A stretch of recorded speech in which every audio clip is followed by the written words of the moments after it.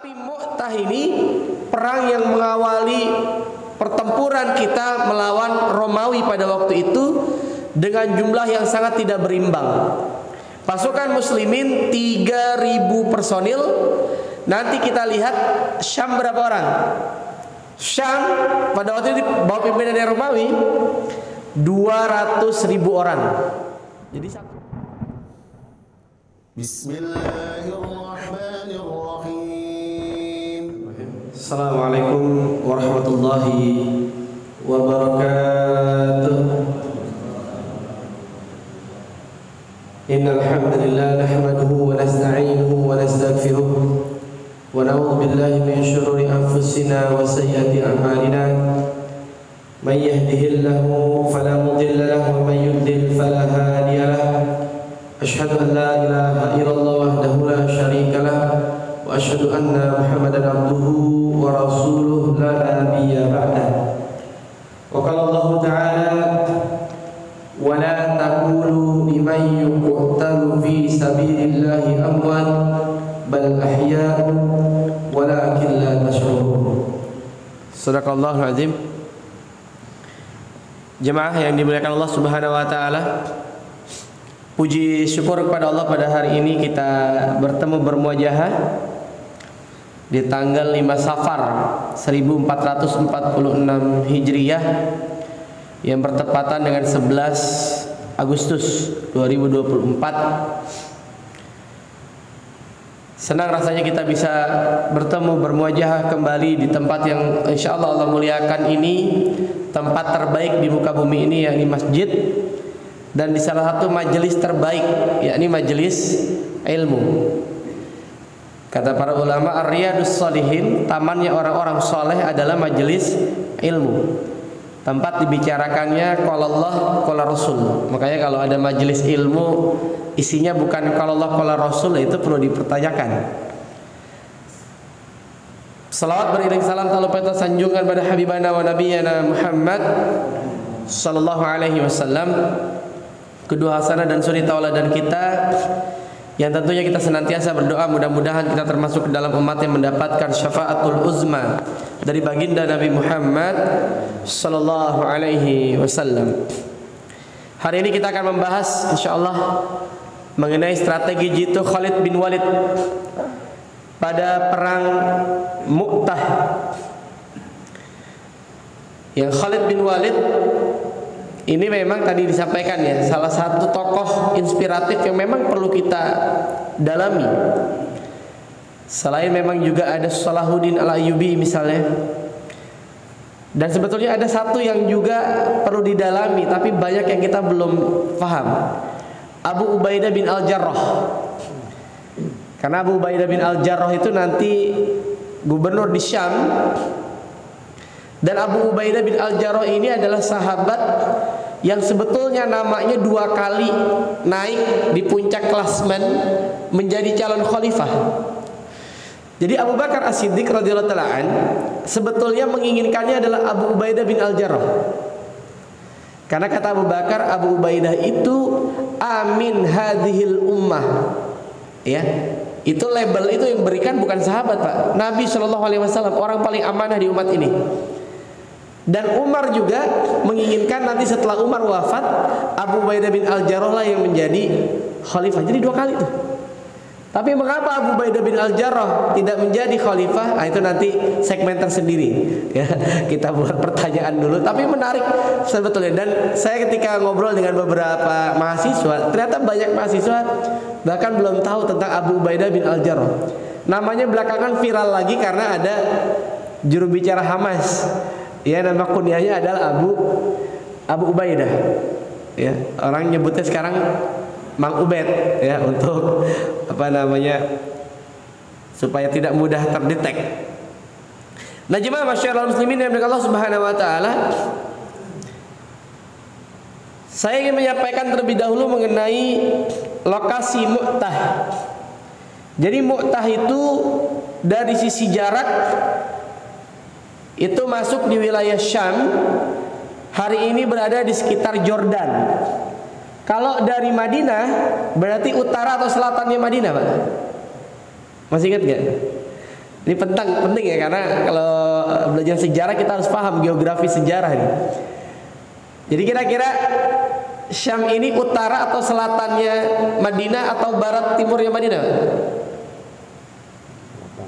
Hah? Utara, ya. Jadi ini posisi Madinah. Nah, Syam itu di atas, di utara ya. Mekah di mana ya? Mekah di selatannya. Yaman di mana? Yaman selatan lagi, Pak. Bawah lagi, udah mau masuk Afrika. Ya makanya rihlatas syita iwas shaif. Asyita kemana mereka?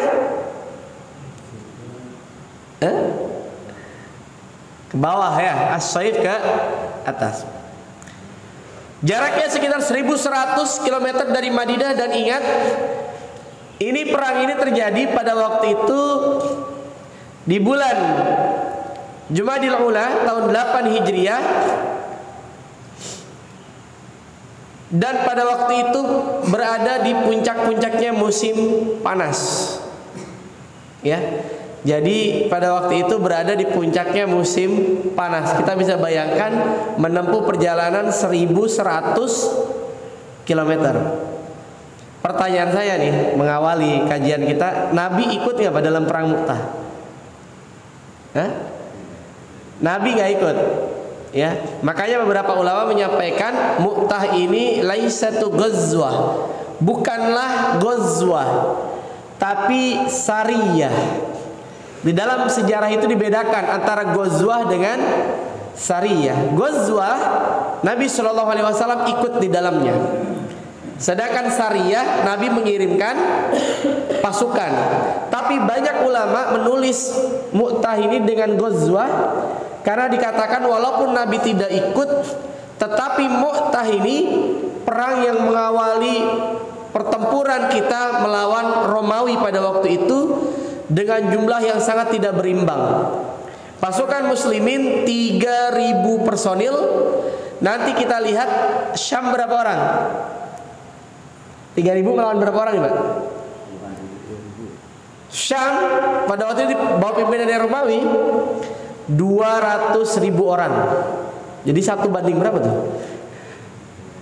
3.000 melawan 200.000, berarti 1 banding berapa? Banyak lah ya. Jemaah masyarakat muslimin dari Allah Subhanahu wa taala, disebut juga Ghazwatul Jaisil Umara. Artinya perang pasukan para pemimpin, karena banyaknya pasukan kaum muslimin pada waktu itu, dan itu pasukan terbanyak yang dikirimkan Nabi pertama kali, 3.000 orang. Ya, 3.000 orang. Kenapa? Ya karena mungkin Nabi sudah memprediksi ini akan berhadapan-hadapan dengan Romawi.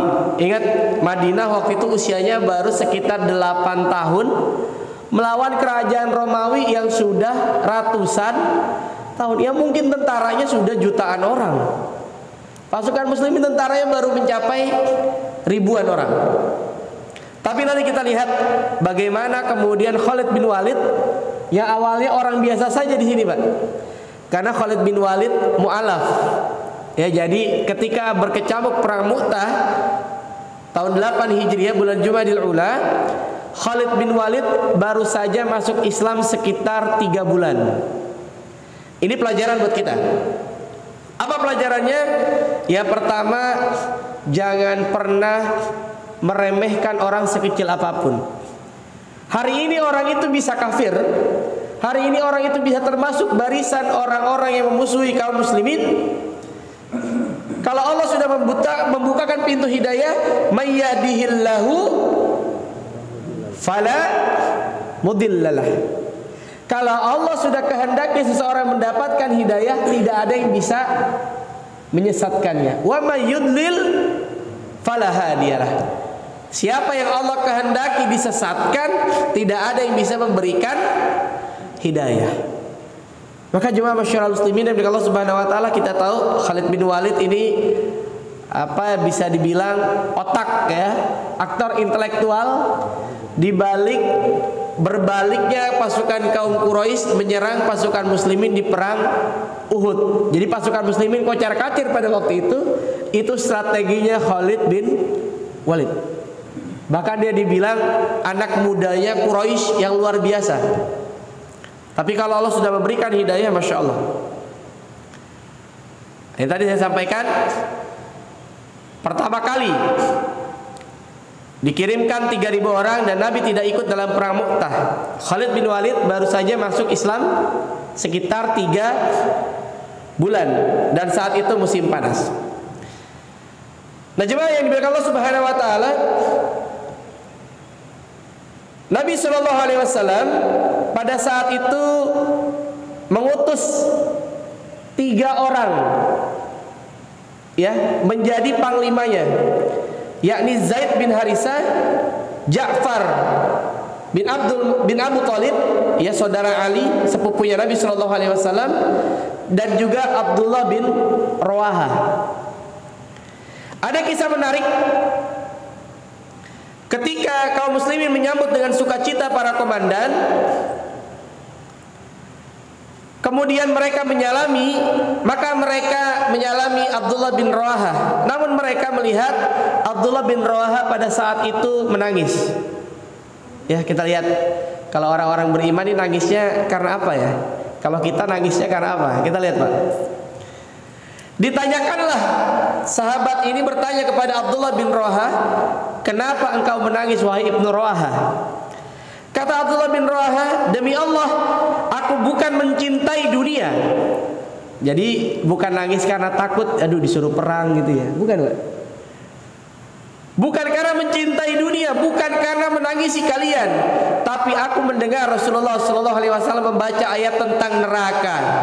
Jadi Masya Allah, menangisnya itu karena mentadaburi ayat. Wa im minkum illa wariduha kana ala rabbika hutman maqdiyah. Surat Maryam ayat 71. Setiap kalian pasti akan melewatinya. Itu adalah ketetapan Allah yang pasti terlaksana. Maka dia berkata, aku tidak tahu bagaimana aku keluar setelah melewatinya. Para ulama menafsirkan ayat ini memaknai tiap kita nanti akan melewati jembatan sirat, jembatan siratal mustaqim. Maka di antara doa yang diajarkan adalah sebagaimana tertulis dalam Al-Quran, Rabbana atmim lana nurana waghfir lana innaka ala kulli syai'in qadir. Surat apa, Pak? Surat At-Tahrim. Rabbana atmim lana, ya Allah sempurnakanlah nurana, cahaya kami, waghfir lana, dan ampunilah kami. Nah, jemaah masyarakat muslimin yang Allah Subhanahu wa taala, lalu Abdullah bin Rawaha melantunkan sebuah syair yang sangat terkenal dan tercatat di dalam banyak buku sirah. Aku mohon ampunan kepada Ar-Rahman, juga pukulan telak yang menyingkirkan buih atau tusukan tanganku yang kuat perkasa dengan tombak yang menembus isi perut dan dada. Biarlah orang berkata saat melewati kuburanku, semoga Allah memberikan taufik kepada orang yang beriman. Jadi yang dicari oleh Abdullah bin Rawaha, yang dicari oleh kaum muslimin dalam setiap peperangan adalah syahid. Iskariman au mut syahidan. Hidup mulia atau mati syahid. Ini bedanya, Pak. Jadi kalau yang lain perang yang dicari dunia, yang dicari adalah titel, yang dicari adalah supaya naik jabatan misalnya, maka pasukan muslimin ketika berperang yang dicari adalah syahid. Karena orang-orang yang syahid dinyatakan Allah Subhanahu wa taala, wala taqulu liman yuqtalu fi sabilillahi amwat bal ahya'u walakin la tash'urun. Janganlah engkau menyatakan, kata Allah Subhanahu wa taala, orang yang mati di jalan Allah itu mati. Bal ahya, sesungguhnya mereka itu hidup. Walakin la tash'urun, hanya saja kalian tidak mengetahuinya. Maka bolehlah kita iri kepada mereka yang telah wafat dalam keadaan yang terbaik, husnul khatimah. apalagi wafat dalam keadaan membela ajaran agama ini, apalagi syahid dalam membela agama ini. Masya Allah, kita tidak tahu bagaimana ujung kehidupan kita. Jadi yang ditujukan oleh Abdullah bin Rawaha, yang ditujukan oleh para sahabat adalah hidup mulia atau mati syahid. Makanya dibilang jihad qital itu adalah puncak ibadah. Tetapi perlu diingat, jihad adalah syariat yang hanya boleh dilakukan atas approve dari waliul amr. Jihad ini gak boleh dilaksanakan sendiri-sendiri gitu ya, atau inisiatif. Tiba-tiba DKM Darul Razak bilang besok kita berangkat ke Palestina misalnya jihad. Berangkat gak? Nggak boleh. Karena jihad adalah syariat yang hanya boleh dilaksanakan kalau waliul amr, dalam hal ini presiden kita Joko Widodo, memutuskan misalnya berangkat kita. Tapi kalau bukan waliul amr yang menyatakan, maka itu tidak boleh. Ya. Jadi jihad itu tidak boleh dilakukan kecuali atas himbauan atau instruksi dari pemimpin tertinggi. Kenapa terjadi peperangan? Ya, latar belakang peperangannya, yang pertama adalah lantaran dakwah yang dilakukan Nabi Shallallahu Alaihi Wasallam. Nabi mengutus pada saat itu Al Haris bin Umair Al Azadi. Jadi Nabi mengutus sahabat-sahabat untuk mengirimkan surat. Salah satunya adalah Al Haris, diutus kepada pemimpin Basra. Namun di tengah perjalanan Al Haris ini dicegat oleh Syurahbil bin Amr Al-Ghassani. Namanya adalah Syurahbil, gubernur di wilayah Balqa di Syam, dan di bawah pemimpin Romawi. Al Haris pada saat itu diikat oleh Syurahbil, lalu kemudian dibawa ke hadapan kaisar dan dipenggal lehernya. Jadi latar belakangnya itu. Sedangkan yang namanya utusan itu tidak boleh dibunuh. Makanya dalam teori-teori tentang jihad, kalau kita membahas jihad, ada orang-orang kafir yang tidak boleh dibunuh. Ada yang namanya kafir zimmi atau ahlu zimmah. Siapa dia? Ahlu zimmah, orang-orang kafir yang hidup berdampingan dengan kita. Mereka mengikuti aturan negara, mereka mengikuti aturan di tengah masyarakat. Kalau kita mah bayar pajak gitu, kalau dulu bayar jizyah gitu ya. Mereka mengikuti aturan, maka itu ahlu zimmah, nggak boleh diperangi. Siapa memerangi ahlu zimmah, kata Nabi Shallallahu Alaihi Wasallam, berhadapan-hadapan dengan Nabi Shallallahu Alaihi Wasallam di padang mahsyar. Siapa yang berani, Pak? Berhadapan-hadapan dengan Nabi di padang mahsyar. Tidak boleh diperangi. Ini ajaran Islam, Pak. Masya Allah. Ya. Jadi tidak boleh memerangi yang namanya ahlu zimmah. Termasuk yang namanya kafir muahadah. Orang kafir yang terikat dalam perjanjian, duta besar, utusan, itu tidak boleh dibunuh. Makanya kemarin yang ramai ya, Ismail Haniyah sebagai seorang tamu itu mencederai hukum internasional tentunya. Itu mencederai kemanusiaan. Orang lagi menjadi tamu negara ya, tamu negara dalam pelantikan presiden Iran, kemudian dibunuh. Walaupun kalau saya merenungkan ya, ada apa, ini kan belum rilis sampai sekarang. Karena ternyata tempatnya itu tempat yang sebetulnya relatif terbuka. Kalau di dunia intelijen itu ya ibaratnya gampang dibidik oleh sniper gitu ya. Gedungnya itu gedungnya agak terbuka. Allahu alam. Mudah-mudahan nanti kita bisa tahu rilis yang sebetulnya. Tapi belakangan memang banyak yang menyatakan ada agen Mossad di baliknya. Ada Israel di balik pembunuhan Ismail Haniyah. Dan mudah-mudahan Allah berikan jannah untuk Ismail Haniyah, dan juga ini menjadi inspirasi buat banyak orang. Ya, saya ingat kalimatnya Prof. Siapa saya lupa dari UI itu, Hikmahanto. Beliau bilang bisa jadi Ismail Haniyah ini martir, ya kemudian menyebabkan banyak negara ikut campur dalam peperangan Israel dengan Palestina. Karena dulu perang dunia pertama juga kan awalnya dari situ, Pak. Kematian siapa? Putra mahkotanya Austria, ya, pangeran Austria. Nah, kembali ke sini. Maka pada saat itu beliau Nabi SAW mempersiapkan 3.000 pasukan. Kata Ibnu Ishaq dalam kitab beliau, Nabi memerintahkan untuk mengutus pasukan dipimpin oleh yang pertama Zaid bin Harisah. Kata Nabi, kalau Zaid terbunuh, maka kepemimpinan dipegang oleh Ja'far bin Abi Thalib, saudara dari Ali. Nanti kita bahas sedikit ketiga orang ini.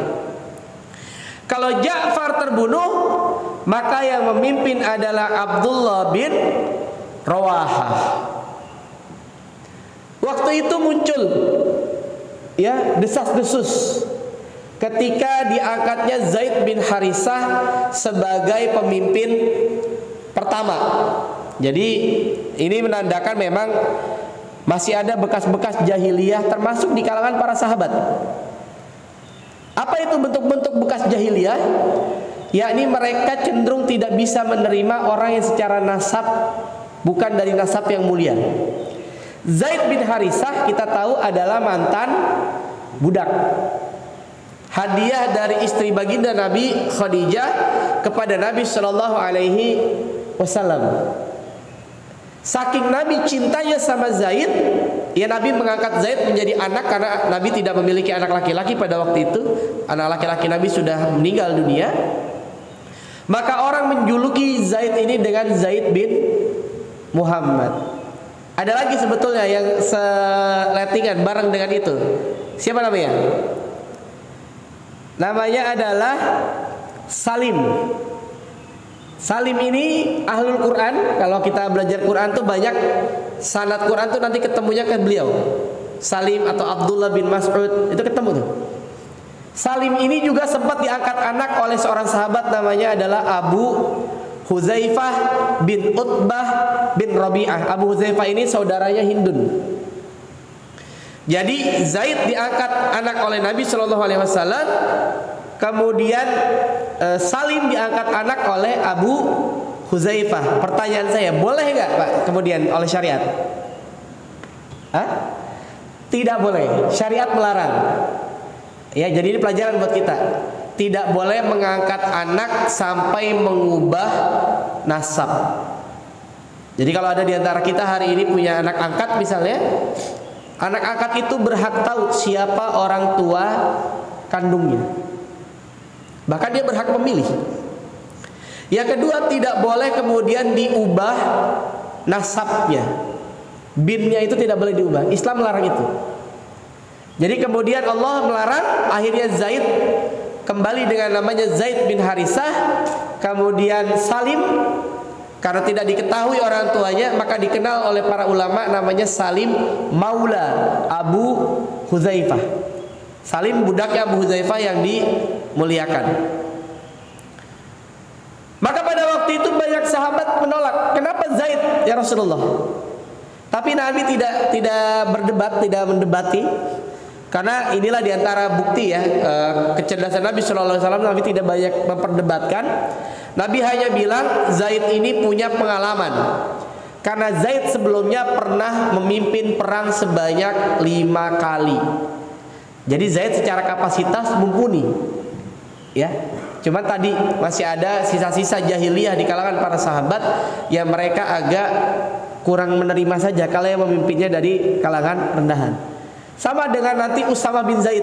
Setelah Nabi wafat kan ada perang juga tuh. Yang mimpin anaknya Zaid, namanya adalah Usama. Sempat nanti beberapa sahabat juga protes. Kalau Ja'far di dalam banyak riwayat dikatakan adalah salah satu sahabat yang akhlaknya paling mirip dengan Nabi, tampilan fisiknya paling mirip dengan Nabi Shallallahu Alaihi Wasallam. Karena Ja'far ini masih sepupunya Nabi. Ja'far ini saudara dari Ali bin Abi Thalib radhiyallahu anhu. Jadi Nabi yang bilang Ja'far ini perawakannya mirip denganku, akhlaknya mirip denganku. Kata Nabi Shallallahu Alaihi Wasallam, ya, mengenai Ja'far bin Abi Thalib. Nabi SAW juga memerintahkan mendatangi tempat terbunuhnya Al-Haris. Ya, Nabi menyuruh untuk ke sana, kemudian mengajak orang-orang itu untuk berperang, mengajak orang-orang itu untuk masuk Islam terlebih dahulu. Beliau berpesan, berperanglah dengan nama Allah, janganlah berkhianat, jangan mencincang. Jadi kalau sudah meninggal ya sudah, jangan dicincang-cincang. Karena kebiasaan orang-orang dulu, Pak, kalau sudah perang kemudian ada yang meninggal itu dicincang. Kadang-kadang telinganya dijadikan hiasan, gitu Pak, sebagai simbol arogansi. Ya, termasuk yang dilakukan Hindun. Kita tahu Hindun melakukan kepada Hamzah. Kenapa Pak? Ada yang masih ingat? Kenapa Hindun benci banget sama Hamzah? Karena Hamzah lah yang membunuh Utbah bin Rabi'ah, ayahnya Hindun. Jangan mencincang, jangan membunuh anak-anak, jangan membunuh para wanita, jangan membunuh orang-orang yang sudah tua renta, orang-orang yang menyendiri di biara Nasrani, jangan menebang pohon kurma dan pohon apapun, jangan merobohkan bangunan. Ini Masya Allah, indahnya Islam ya. Dalam perang pun ada adabnya, ada adabnya. Akhirnya pasukan kaum muslimin bergerak ke arah utara hingga beristirahat di daerah namanya Mu'an, termasuk wilayah Syam yang berbatasan dengan Hijaz bagian utara. Jadi sudah masuk Syam tapi masih dekat-dekat, masih Arab ya, Hijaz. Saat itu mereka memperoleh informasi bahwa Heraklius telah berada di Ma'ab, bagian dari wilayah Balqa, bersama 100.000 pasukan. Mereka juga mendapatkan bantuan dari pasukan Lakhm sejumlah 100.000 pasukan. Jadi total waktu itu pasukan Romawi adalah 200.000 orang. Kalau kita Pak, kira-kira apa yang kita putuskan Pak? Kita udah siap-siap nih, 3.000 orang. Musuhnya ternyata 200.000 orang. Kira-kira kita gimana Pak? Kebayang ya, 3.000 melawan 200.000 orang. Dan ini pertama kalinya kaum muslimin bersentuhan dengan Romawi, pertama kalinya berhadap-hadapan dengan 200.000 orang. Ini luar biasa. Maka kemudian para sahabat bermusyawarah. Ya, ada sebagian ulama menyatakan tempatnya namanya Ma'an, yaitu penulisan saja ya, Mu'an atau Ma'an. Kaum muslimin pada waktu itu belum pernah membayangkan mereka akan berhadapan dengan pasukan sebesar itu. Akhirnya mereka rapat pada waktu itu. Ada usulan. Yang pertama, gimana kalau kita ngirimin surat kepada Nabi Shallallahu Alaihi Wasallam, mengabarkan jumlah musuh kita dan meminta agar beliau mengirimkan pasukan. Jadi ini usulannya Pak. Gimana kalau kita tetap di sini, stay, tapi kita kirim surat. Tapi nanti usulan ini ditolak oleh Abdullah bin Rawahah. Kebayang ya Pak, kalau ngirim surat, perjalanan saja mungkin sekitar 2 mingguan. Ngirim surat berarti berangkatnya 2 mingguan, pasukan yang muncul lagi, datang lagi sekitar 2 mingguan lagi. Butuh waktu kurang lebih 1 bulan. Ya.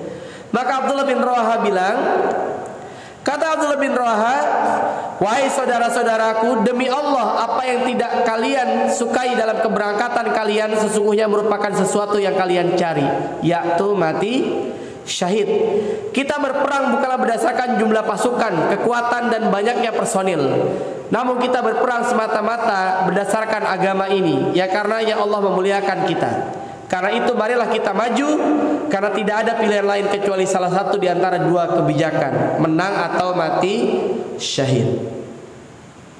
Iskariman au mut syahidan, hidup mulia atau mati sebagai seorang syuhada. Nah, ini mudah-mudahan menjadi azam kita. Iskariman au mut syahidan, pilihannya itu. Hidup mulia dengan kemuliaan, dengan ketenangan, sehingga kita kelak termasuk dalam umat yang dipanggil Allah Subhanahu wa taala, ya ayyatuhan nafsul mutmainnah irji'i ila rabbiki radiyatan mardiyah. Atau kalaulah kita wafat dalam keadaan yang terbaik. Karena pasti setiap kita akan menghadapi kematian. Tinggal bicara waktu saja, betul nggak? Ini urusannya urusan waktu saja, kapan. Tapi yang pasti kita akan mendapati kematian kita. Akhirnya pasukan muslimin berperang. Berjalanlah mereka mendekati. Sayap kanan dipimpin oleh Qutbah bin Qatadah, sayap kiri dipimpin oleh Ubadah bin Malik. Mereka berhadapan-hadapan, 3.000 pasukan melawan 200.000 orang. Ya, dan masya Allah, begitu terjadi pertempuran, maka jenderal kita, ya Zaid bin Harisah, akhirnya wafat, syahid. Di tengah pertempuran bercamuk, Zaid bin Harisah memegang bendera dan mulai bertempur dengan keberanian luar biasa, dan tiada taranya dibanding pahlawan-pahlawan Islam yang selevel dengannya. Dia terus bertempur hingga kemudian tertusuk tombak dan tersungkur. Jadi Zaid bin Harisah wafat yang pertama. Tadi siapa urutannya, Pak? Kalau Zaid meninggal, pemimpinnya siapa? Ja'far. Begitu Zaid meninggal dunia, Ja'far kemudian mengambil bendera. Ya, jadi bendera itu memang simbol. Ya, bendera ini bukan cuma sekedar warna ya. Ini simbol yang harus dipertahankan, bukan lebay. Ketika jangan sampai bendera merah putih ini jatuh ke tanah, bukan. Ini penghormatan. Ketika perang itu, ya bendera itu menjadi penting. Kalau bendera itu jatuh, mentalnya bisa jatuh. Maka Ja'far mengambil bendera, mengambil panji-panjinya Rasulullah SAW. Dia juga bertempur dengan begitu luar biasa. Akhirnya tangannya Ja'far yang memegang bendera itu ditebas dengan pedang. Putus tangannya Ja'far. Namun Ja'far tidak menyerah. Ja'far bin Abi Thalib mengambil dengan tangan kiri. Mengambil dengan tangan kiri, baru diambil, ternyata disabet lagi oleh pedang. Jadi Ja'far meninggal dunia dalam keadaan tidak memiliki tangan. Ya. Namun kemudian Nabi menyatakan bahwa Ja'far dijuluki di surga nanti sebagai At-Tayyar dan juga Zul Janahain, orang yang memiliki dua sayap. Jadi kalau nanti kita di surga ketemu dengan orang yang terbang dengan sayapnya, maka itu adalah Ja'far bin Abi Thalib radhiyallahu ta'ala anhu. Kata Nabi sallallahu alaihi wasallam, diriwayatkan oleh Imam Bukhari dari Nafi, Ibnu Umar mengabarkan kepadanya, ketika itu dia berdiri di samping jasad Ja'far yang telah terbunuh, maka dia menghitung. Ya, Ibnu Umar menghitung ada sekitar 50 luka antara tusukan dan sabetan pedang, sementara di punggungnya tidak ada satu luka pun. Artinya apa? Posisinya Ja'far itu perang ya gini, Pak. Enggak berpaling gitu ya. Betul-betul di depan. 50 sabetan pedang. Ya, masya Allah. Makanya betapa kita perlu iri pada para mujahid. Sampai saking sucinya mereka, para mujahidin itu tidak dimandikan, Pak. Ya, orang-orang yang mati syahid itu dikuburkan lengkap dengan pakaiannya, tidak perlu lagi dimandikan, karena dalam keadaan suci. Dalam keadaan suci. Walaupun nanti kita tahu ada satu sahabat yang dimandikan oleh malaikat, ya, karena berperang dalam keadaan masih junub. Ada yang tahu siapa namanya, Pak? Hah? Nanti kita bahas itu insyaallah. Nah, jemaah masyarakat muslimin yang Allah Subhanahu wa taala, ada saksi mata dari Bani Murrah. Dia menyatakan, terbayang olehku ketika Ja'far meloncat dari atas kudanya, lalu menebas kaki-kaki kudanya, kemudian ia maju sambil menyerang. Nah, ini ada ulama yang menyatakan, kenapa Ja'far menghancurkan kudanya atau menebas kaki kudanya? Bahkan dalam beberapa riwayat dikatakan Ja'far membunuh kudanya. Karena kudanya Ja'far ini katanya salah satu kuda terbaik. Yang ditakutkan oleh Ja'far adalah kuda ini dimanfaatkan oleh musuh. Dia nggak mau. Sampai kuda ini dipakai untuk melawan kaum muslimin. Maka kemudian kuda itu dipotong kakinya, atau ada yang menyatakan riwayat dibunuh kuda itu supaya tidak dimanfaatkan oleh musuh. Kalau sekarang mungkin senjata kali gitu ya, senjatanya dihancurin gitu ya, tank gitu ya, tanknya dihancurin supaya tidak dipakai oleh musuh. Dia menyatakan, duhai alangkah dekatnya jannah itu, tempat yang nyaman dan dingin minumannya. Bangsa Romawi telah dikat siksanya, dan mereka orang kafir yang jauh nasabnya. Bila mereka di hadapanku, maka wajib kuhabisi. Ini kalimat-kalimat Ja'far terakhir ya, ketika terjadi perang Mu'tah. Maka ketika Ja'far gugur, diambillah oleh Abdullah bin Rawahah bendera itu. Ya. Kata beliau dalam syairnya, Abdullah bin Rawahah ini salah satu ahli syairnya Rasulullah. Ya, beliau tuh pandai bersyair gitu, Pak. Cepat ya. Wahai jiwa, engkau harus turun ke medan, benci ataupun suka. Biarkan orang-orang berteriak, mengapa engkau kulihat membenci surga. Jadi dia membahas dirinya sendiri. Makanya ada beberapa riwayat menyatakan jarak dipan-dipannya Zaid dan juga Ja'far dalam surga, kata Nabi, itu berdekatan. Abdullah bin Rawahah agak jauh. Para sahabat bertanya, kenapa ya Rasulullah? Karena Zaid dan juga Ja'far ketika berperang all out tanpa ada keraguan. Abdullah bin Rawahah sempat ada keraguan. Sehingga para ulama bilang pentingnya niat ketika dalam melakukan sesuatu harus all out gitu, sepenuh hati. Syahidnya Abdullah bin Rawahah, setelah Ja'far terbunuh, panji diambil oleh Abdullah bin Rawahah. Maka ia pun menerjang maju. Beberapa saat ia berusaha turun dari kudanya, akan tetapi dihinggapi keraguan. Nah, ini keraguan. Lalu ia bersyair untuk menguatkan tekadnya dan meniru kedua sahabatnya yang telah gugur. Sempat ada yang memberikan makanan, dimakan sedikit, kemudian ditaruh makanan itu. Lalu kemudian dia berkata, wahai Abdullah bin Rawahah, engkau masih di dunia. Akhirnya Abdullah bin Rawahah kembali bertempur dan gugurlah Abdullah bin Rawahah. Nah, muncullah masalah di sini, Pak. Masalahnya apa tadi? Pemimpinnya yang disignalnya Nabi Shallallahu Alaihi Wasallam, yang dikatakan Nabi oleh Nabi Shallallahu Alaihi Wasallam, cuman berapa? 3. Zaid bin Harithah, Ja'far bin Abu Thalib, Abdullah bin Rawahah. Ini semua sudah meninggal. Maka kemudian bendera ini dipegang oleh Sabit bin Arqam. Lalu Sabit berkata, wahai kaum muslimin, ya ma'asyiral muslimin, tunjuklah seseorang agar memimpin kalian. Mereka bilang, engkau saja Sabit. Kata Sabit, enggak, aku tidak akan menerimanya. Kata Sabit. Akhirnya semua bersepakat menunjuk Khalid bin Walid sebagai pemimpin perang. Inilah job pertama ya. Job pertama Khalid bin Walid dalam perang bersama dengan kaum muslimin. Inilah cerdasnya Nabi Sallallahu Alaihi Wasallam. Bisa dibayangkan, Pak, kalau Khalid bin Walid langsung disuruh Nabi jadi panglima, baru juga masuk Islam, bisa jadi banyak yang protes. Mungkin Nabi sudah tahu, inilah kecerdasan Nabi ya.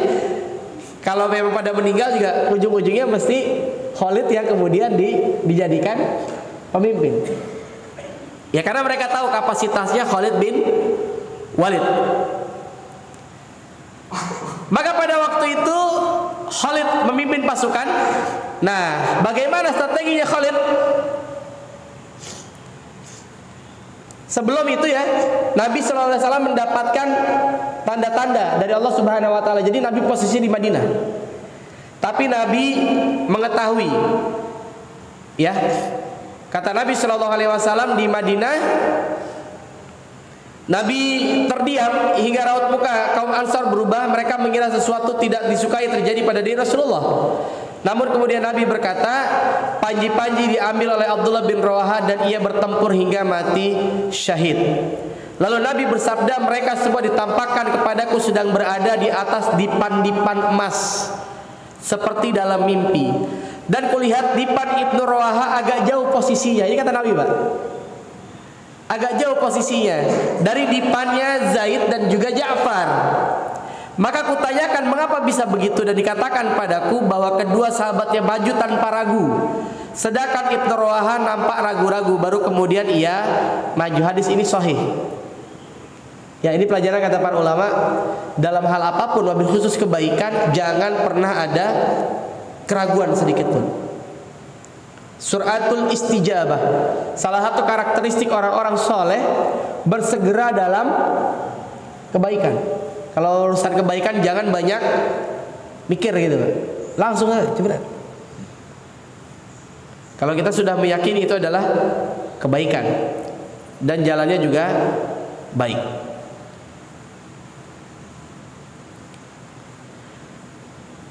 Nah, Nabi SAW menjenguk Asma binti Umais.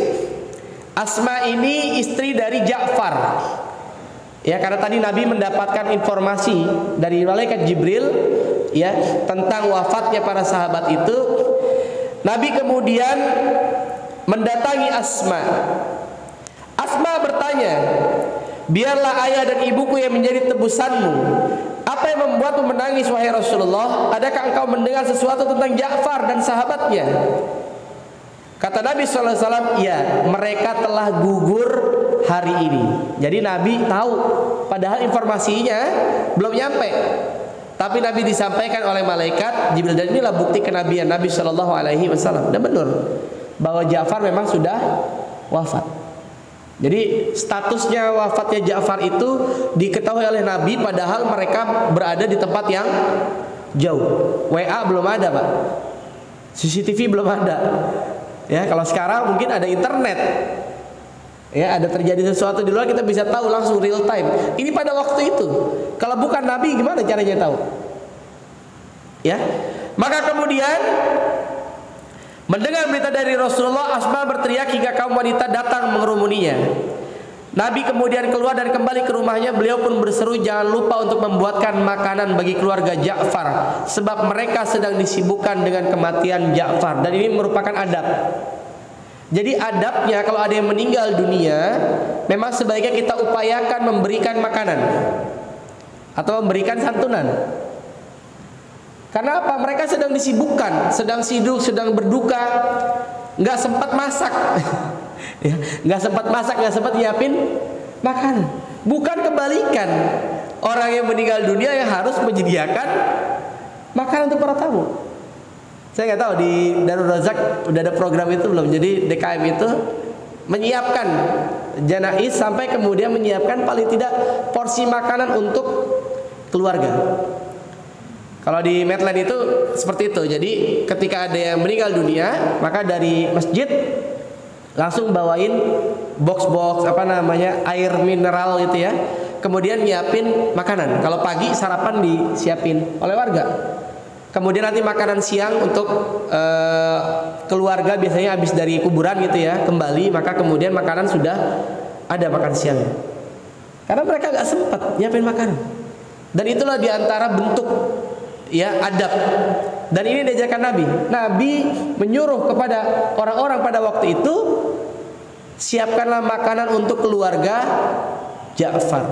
Hari ini di beberapa tempat kebalik. Udahlah kena musibah, kemudian harus juga memberikan makanan untuk para tamu. Ketika nggak ada malah diomongin, emangnya sempat orang? Nggak sempat orang. Orang kena musibah, ya. Orang kena musibah mana sempat menyiapkan makanan. Ya walaupun alhamdulillah kalau mereka punya rezeki yang lebih, orang kaya tinggal pesan aja. Sekarang udah ribet ya, pesan GoFood, pesan apa segala macam untuk orang yang datang gitu. Tapi tidak semua orang punya kemampuan yang sama.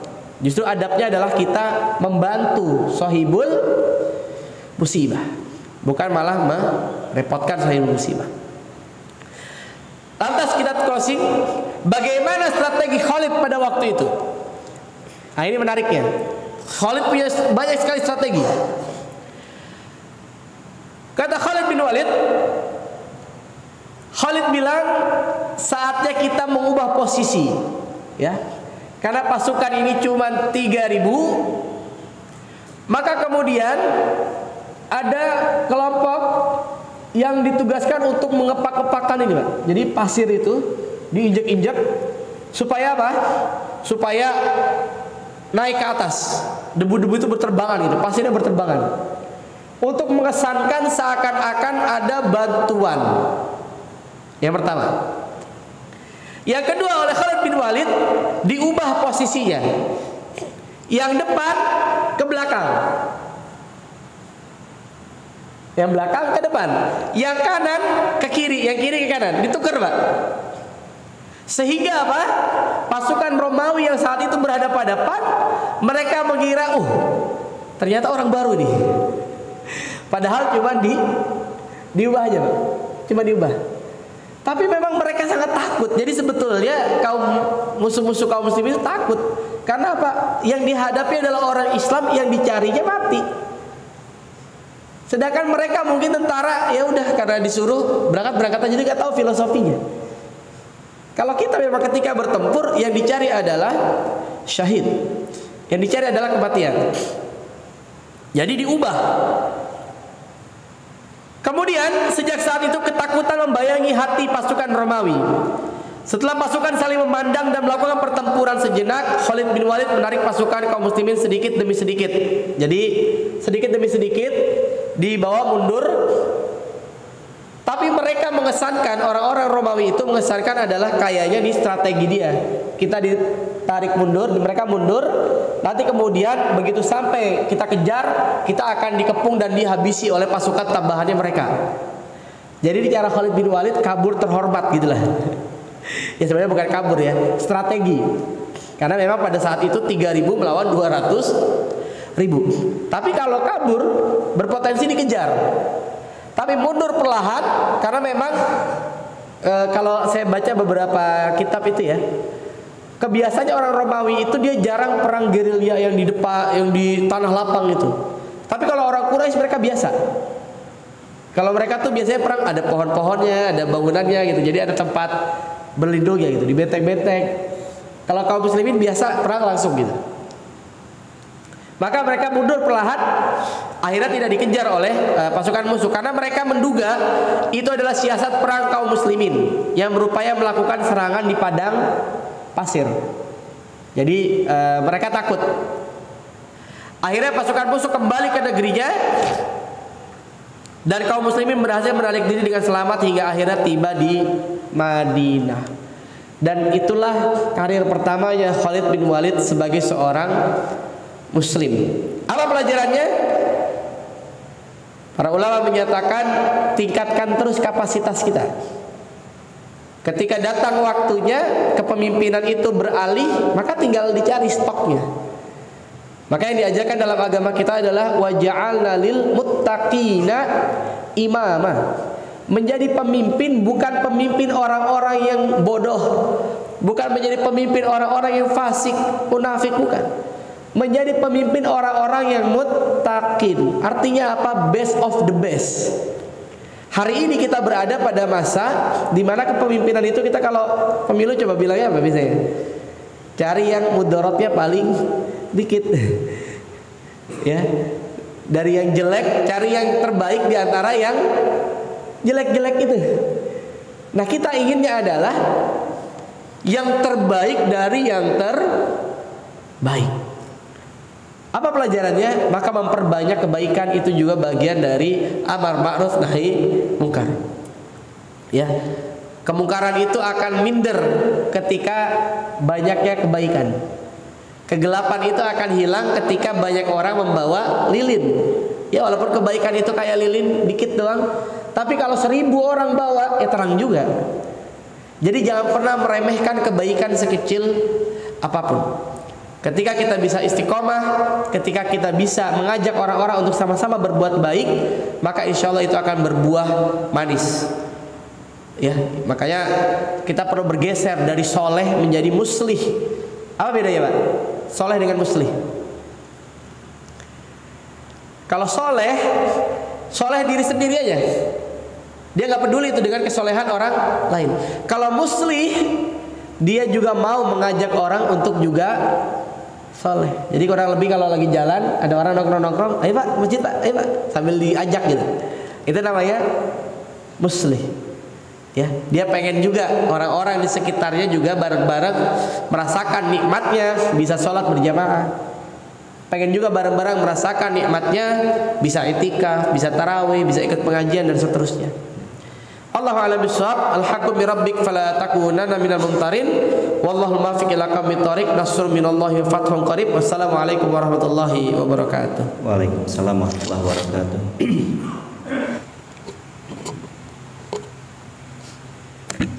Assalamualaikum warahmatullahi wabarakatuh. Assalamualaikum.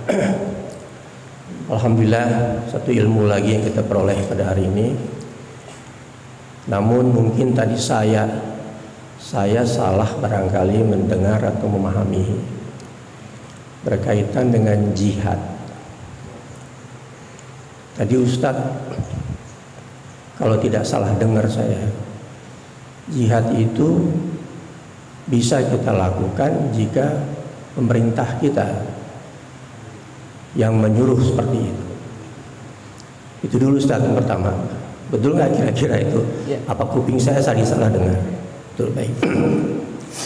Alhamdulillah. Jujur saya agak terkejut karena saya mengandalkan kepada hadis Rasulullah bahwa orang mukmin itu bersaudara. Ada hadis yang lain, jika seseorang itu merasa sakit, dia juga harus merasakan itu dia juga sakit di situ. Nah, pertanyaannya adalah, kalau kita melihat orang Palestina, apalagi sekarang kita bisa lihat keadaannya itu ya cukup susah lah kalau melawan musuhnya model kayak Israel gitu. Sehingga berbondong-bondong lah orang ingin membantu di situ, berjihad. Tapi kalau pemerintahnya lebih mengutamakan politis, sehingga orang mukmin di negara itu nggak bisa lagi untuk berjihad, terutama di Indonesia ini.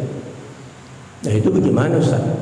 Padahal saya melihat ada beberapa kenalan juga yang mereka berangkat aja ke sana karena mereka menganggap itulah saudaraku. Nah ini seperti apa kira-kira? Terima kasih. Assalamualaikum warahmatullahi wabarakatuh. Assalamualaikum warahmatullahi wabarakatuh. Yang pertama, memang seperti itulah syariatnya. Ya. Jadi kewajiban jihad, pertanyaannya begini. Saudara kita sekarang di Palestina tadi ya kondisinya. Apakah sekarang, pertanyaan saya, hari ini kita wajib untuk berangkat ke Palestina? Itu dulu pertanyaannya. Wajib nggak sekarang kita berangkat ke sana dengan kondisi seperti ini? Wajib nggak kita berangkat? Nah, yang bisa menyatakan kewajiban itu dari pemerintah. Ketika kita mau sendiri, ya mangga saja. Tapi tidak kemudian menjadi sebuah kewajiban.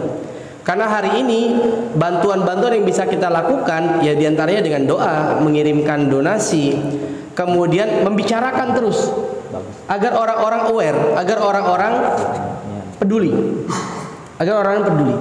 Karena memang kalau jihad itu tidak diatur oleh negara, maka muncul pertanyaan-pertanyaan kan, misalnya Afghanistan kemarin konflik, apakah kita wajib langsung ke sana? Gitu. Sedangkan sebetulnya di sana pengantri Pak. Orang-orang Palestina sendiri tidak gampang. Hamas misalnya ya, kita bicara Hamas. Untuk bergabung dengan Hamas itu tidak gampang. Mereka punya syarat yang luar biasa. Hafal Quran 30 juz, Qiyamul Lail tidak pernah putus, kemudian memahami persenjataan. Jangan sampai kita datang ke sana malah jadi ngerepotin. Maka apa yang bisa kita lakukan? Ya bisa mewacanakan, membantu berdoa, ya, dan terus mengkampanyekan kepedulian kita terhadap saudara-saudara kita di Palestina. Tanpa kurang sedikit apapun wacana-wacana itu, jangan pernah berhenti kita. Bahwasanya saudara-saudara kita membutuhkan bantuan, bahwasanya ini adalah genosida. Sebagaimana hari ini kita lihat Harvard University, MIT, Cambridge, bahkan terakhir Oxford, kita lihat nggak pernah terjadi sebelumnya dalam sejarah ya kampus-kampus besar di barat ya yang katanya sekuler, ternyata mereka juga boleh mengkritik. Jadi hukum syariatnya memang demikian. Jadi jihad adalah syariat yang kewajibannya hanya bisa diputuskan oleh waliul amr. Tapi kalau kita mau pergi sendiri-sendiri, ya mangga saja. Tapi tidak bisa kita begini, kamu berarti tidak menjalankan syariat Islam karena kamu nggak berangkat, gitu Pak. Jadi tidak bisa disalahkan ketika orang lain tidak berangkat, karena kita melakukan pembelaan pada Palestina, kita membantu pada Palestina mungkin dengan caranya masing-masing, ya. Karena tadi pengorganisasian orang, ya, pengiriman orang dan seterusnya itu memang butuh approve dari negara. Itulah hukum syariat. Jadi kebayang kalau tidak diatur oleh para ulama mengenai hukum jihad, bisa jadi kemudian kemarin ISIS orang langsung berbondong-bondong tuh ke Afghanistan, orang langsung berbondong-bondong. Dan kita kalau nggak berangkat kena dosa apa nggak? Kita hari ini berada di sini, kita di sini. Kemudian kita tidak berangkat ke Palestina. Kalau hukumnya wajib, kita dosa nggak Pak hari ini? Ya, kita yang nggak berangkat dosa, gitu Pak. Karena menjadi sebuah kewajiban. Jadi tadi saya bilang, kalau negara nyuruh berangkat, kita berangkat. Kalau tidak, maka tidak ada kewajiban untuk kita berangkat fisik. Karena tadi, apakah kemampuan kita ada? Kemampuan memegang senjata, kemampuan bergerilya, kemampuan bahasa Arab, teknis banget tuh, ya. Ruhiyah kita apakah sudah siap? Kata orang Hamas sendiri, kata orang Palestina sendiri, yang kami butuhkan itu adalah duit, uang, bantuan donasi untuk senjata. Yang kita butuhkan adalah doa. Kalau mereka sendiri, mereka ngantri Pak, mereka sangat ingin untuk syahid.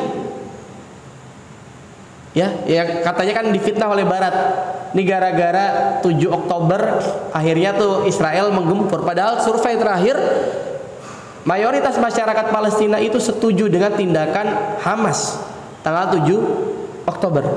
Sekarang yang memimpin Yahya Sinwar pasca Ismail Haniyeh, dan mereka punya harapan-harapan besar agar kemudian bisa gerilya ini lebih maksimal. Ya, saya termasuk yang tidak setuju dengan para ustadz yang kemudian menyuruh untuk orang Palestina hijrah saja. Saya bilang nggak bisa, mereka harus melawan. Bayangkan kalau ustadz-ustadz seperti ini ada pada zaman dulu Belanda. Belanda datang menjajah Indonesia, terus udah orang Indonesia ngalah aja, hijrah aja. Kan kita nggak punya kekuatan pada waktu itu, tidak punya persenjataan pada waktu itu. Kita hijrah. Ada Indonesia nggak kira-kira? Nggak ada. Kita merdeka karena kita melakukan perlawanan. Sama dengan saudara-saudara kita di Palestina. Jadi Allahu alam, memang seperti itu ketentuan dari syariatnya. Tadi implikasinya banyak. Ketika kemudian tidak ada atau approval jihad itu adalah melalui personal, setiap orang bisa, maka kita berdosa hari ini Pak. Jatuhnya kita berdosa karena kita tidak berangkat. Tapi karena memang approval itu dari pemerintah, maka ketika hari ini kita tidak berangkat, kita tidak berdosa. Tapi kita menjadi dosa. Tadi betul yang Bapak sampaikan. Ketika kita tidak peduli kepada saudara kita di Palestina. Kalau saya selalu bilang 3 hal yang membuat kita harus peduli pada Palestina. Yang pertama, karena kita kaum muslimin, di sana ada Al-Quds, maka kita harus peduli. Kiblat pertama umat Islam. Tadi subuh kita mendengar imam membaca awal dari surat Al-Isra. Yang kedua, karena kita orang Indonesia. Palestina adalah negara kedua setelah Mesir yang mengakui kemerdekaan Indonesia. Mesir, habis itu Palestina. Palestina juga memberikan bantuan kasnya di awal-awal kemerdekaan kita tahun 45. Makanya Bung Karno, Bung Hatta dan founding father kita dengan tegas melakukan pembelaan kepada Palestina. Dan dengan tertulis juga dalam konstitusi kita, penjajahan di atas dunia harus dihapuskan, sehingga kita tidak pernah membuka hubungan diplomatik dengan Israel. Maka ini alasan kedua, karena kita orang Indonesia. Yang ketiga, karena kita manusia. Maka kita harus peduli. Orang-orang barat, mereka bukan muslim, mereka bukan orang Indonesia. Hampir setiap hari demo dia, ya, menentang genosida. Ini di luar prediksi BMKG nih ya. Di luar prediksi banyak orang barat bisa begitu peduli pada Palestina. Masa kita tidak peduli? Maka kita harus peduli. Ya, tapi apakah kepedulian kita ditunjukkan dengan kita berangkat ke sana dengan jihad? Belum tentu. Tadi, ya, tergantung nanti kondisi. Kalau ternyata qadarullah kebijakan pertama misalnya Pak Prabowo begitu dilantik, semua harus berangkat, dibuka kita keran untuk para mujahidin di Indonesia untuk berangkat, ya kita berangkat. Tapi kalau tidak ada, maka tidak jatuh kewajiban kepada kita. Allahu a'lam. Demikian, Pak. Tapi tidak mengurangi tentu pembelaan kita terhadap Palestina. Allahu a'lam bishawab.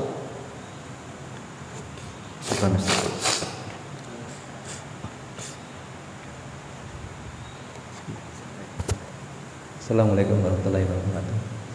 Tadi terkait perang Mu'tah tadi Ustaz tadi kan sampaikan pasukan muslim mundur dengan terhormat gitu ya Ustaz ya. Jadi kalau kita simpulkan itu perangnya dimenangkan oleh kaum muslimin atau gimana ya? Aspek strateginya apa untuk pengembangan dakwah Islam itu Ustaz? Terima kasih. Iya. Ini yang memang nanti dibicarakan para ulama. Kita menang atau kalah di perang Mu'tah? Secara wacana kita menang. Yang pertama, kalau memakai dalilnya Umar bin Khattab, orang yang meninggal di dalam kita masuk ke dalam surga, itu kemenangan. Ya, yang meninggal di kalangan kaum musyrikin masuk ke dalam neraka, maka mati syahid adalah bagian dari kemenangan. Yang kedua, akhirnya pamor kaum muslimin itu besar, Pak. Setelah itu, karena tidak pernah ada yang berani melawan Romawi pada waktu itu. Jadi setelah pertempuran Mu'tah ini, pamor kaum muslimin itu luar biasa tinggi. 3.000 melawan 200.000. Yang syahid diantara kita hanya 12 orang pada waktu itu. Jadi korban di kaum muslimin ada 12 orang. Maka secara wacana kaum muslimin itu langsung naik. Nggak ada yang berani lagi dari situ. Makanya kan nggak jauh dari situ terjadi Fatu Mekah. Nggak jauh dari situ terjadi Fatu Mekah. Karena apa? Romawi aja dilawan, cuy.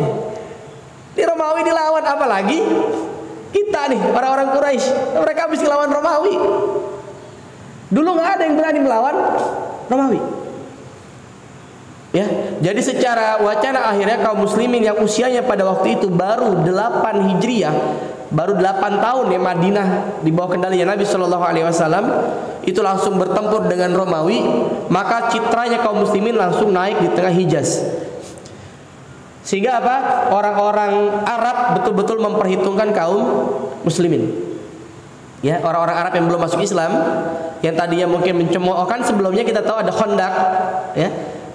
Maka setelah itu pamornya kaum muslimin betul-betul besar. Level kita sudah tidak lagi dengan Arab.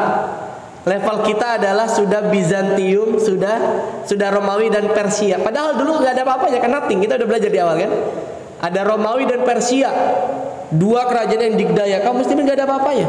Begitu kita bertempur dengan Romawi di perang Mu'tah, maka citra kaum muslimin begitu meningkat. Ya sama dengan sekarang Hamas nih. Ya, ternyata langsung citranya langsung meningkat. Kenapa? Nggak nyangka mereka. Ternyata Hamas bisa punya senjata yang sangat murah melawan Iron Dome-nya Israel. Israel setiap keluarin senjata itu berapa harganya tuh? Coba cari tahu deh. Itu mahal, Pak, setiap rudal Israel. Dan Hamas nih kemungkinan masih banyak senjata-senjata yang masih belum dikeluarkan. Ya, sehingga membuka mata dunia bahwa ternyata kaum muslimin peningkatannya sudah luar biasa. Karena selama ini kan disimbolkan Israel itu adalah negara kecil, bahkan bukan negara ya kita bisa bilang, yang persenjataannya katanya paling canggih, ya ada Iron Dome. Ternyata sekarang ya nggak ada apa-apanya. Iron Dome kelabakan juga melawan senjatanya Hamas. Jadi kembali ke perang Mu'tah, citra kaum muslimin pada waktu itu langsung meningkat. Sehingga orang-orang dan masyarakat di sekitar Mekah, di sekitar Hijaz pada waktu itu betul-betul segan kepada kaum muslimin. Dan akhirnya efeknya untuk dakwah jauh lebih mudah. Dan nanti ujungnya Syam akhirnya dikalahkan. Ya, nanti Syam mundur. nanti kemudian di masanya Amirul Mukminin Umar bin Khattab radhiyallahu taala an, Syam berada di bawahnya kaum muslimin. Ditunjuklah nanti Abu Ubaidah bin Al-Jarrah. Bagaimana prosesnya nanti terjadi perang Yarmuk dan seterusnya. Mudah-mudahan kita sempat bisa membahasnya. Jadi yang terakhir memang posisi Palestina dipegang oleh kaum muslimin. Gitu Pak. Jadi ini Mu'tah ini bisa jadi pembuka memang untuk masuk kembali ke wilayah Al-Quds. Walaupun nanti fakta realnya, kuncinya Baitul Maqdis baru diserahkan kepada Umar bin Khattab radhiyallahu taala. Allahu a'lam bishawab. Syukran Ustaz, Masya Allah sangat menginspirasi perjuangan dari sahabat Rasulullah SAW. Insya Allah akan dilanjutkan di pertemuan berikutnya Ustaz ya. Baik. Silahkan untuk sesi hari ini ditutup oleh Ustaz. Baik, Allahu a'lam bishawab. Mudah-mudahan kita mengambil pelajaran berharga. Dan tadi ya, jangan pernah melupakan walaupun mungkin belum jatuh kewajiban jihad dalam konteks jihad kita untuk ikut berperang, tapi sesungguhnya banyak jihad yang bisa kita lakukan. Jihad bil qalam. Sering-seringlah terus menulis tentang keadaan di Palestina, sering-seringlah sharing ya berita-berita tentang keadaan saudara kita di Palestina sehingga tetap menggugah.